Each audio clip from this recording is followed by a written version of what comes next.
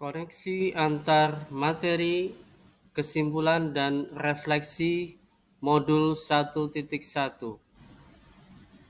oleh saya, Trio Bowo Leksana ADSPD, CGP 9, SMK Negeri 1 Adiwerna.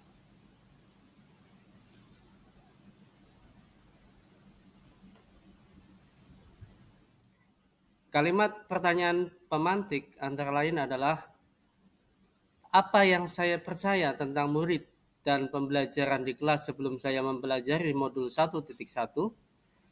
Apa yang berubah dari pemikiran atau perilaku saya setelah mempelajari modul ini?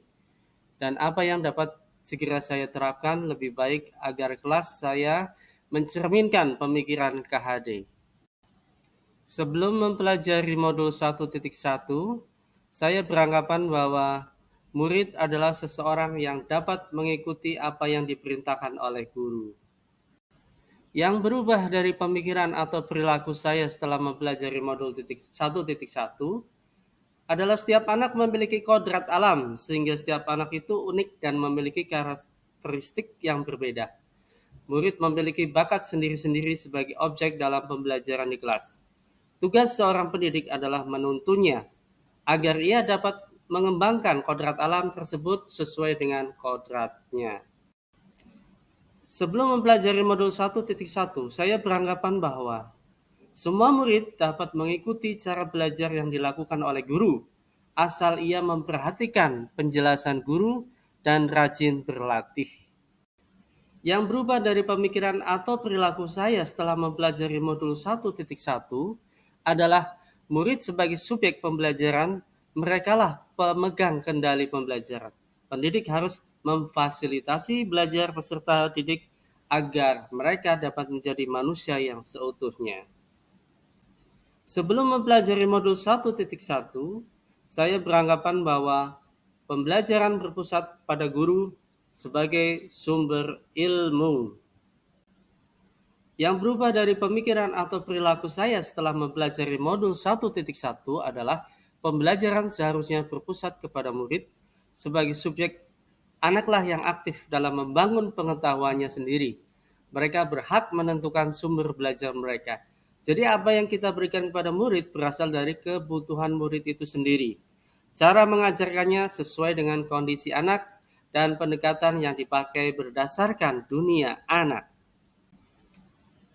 Sebelum mempelajari modul 1.1, saya beranggapan bahwa tugas guru di kelas adalah mentransfer ilmu yang dimiliki kepada murid.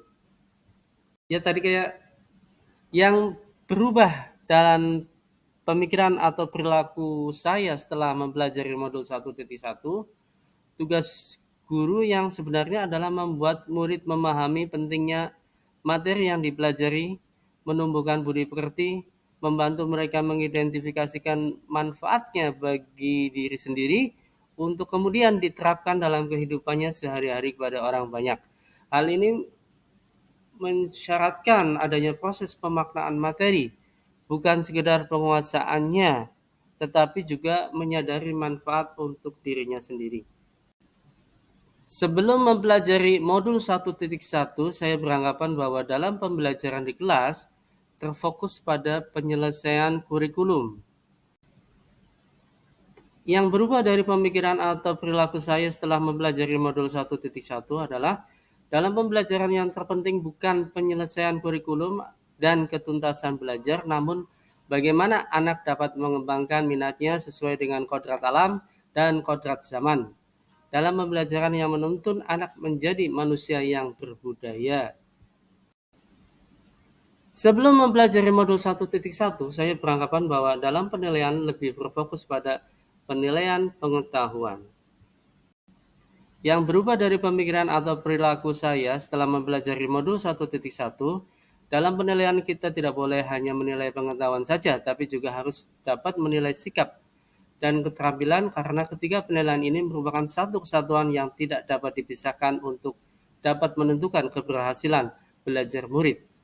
Umpan balik khusus untuk pendidik adalah supaya dapat melakukan evaluasi diri atas pembelajaran yang sudah dilakukan. Selain itu juga wajib menambahkan budi pekerti. Kegiatan pembelajaran sebelum mempelajari modul 1.1. Agar kelas saya mencerminkan pemikiran Ki Hajar Dewantara, penerapan yang segera akan saya lakukan di kelas antara lain adalah saya akan menerapkan pemikiran Ki Hajar Dewantara di kelas. Langkah pertama yang saya terapkan adalah membuat kesepakatan bersama tentang proses pembelajaran di kelas. Saya akan menampung masukan dan membuat kesepakatan bersama mereka.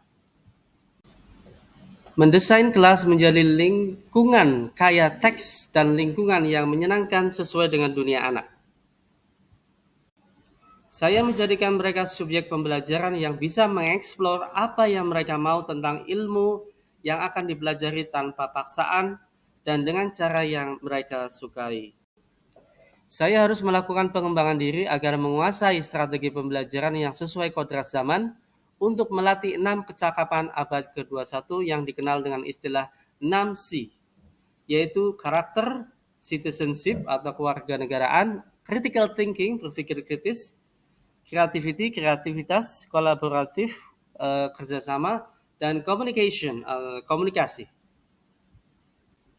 Saya akan merancang pembelajaran yang interaktif dan menyenangkan, menerapkan Merdeka Belajar dan mengaitkan dengan penguatan profil pelajar Pancasila, dan yang paling penting tidak lagi menuntut anak akan tetapi harus menuntun anak menuju tujuan hidup mereka.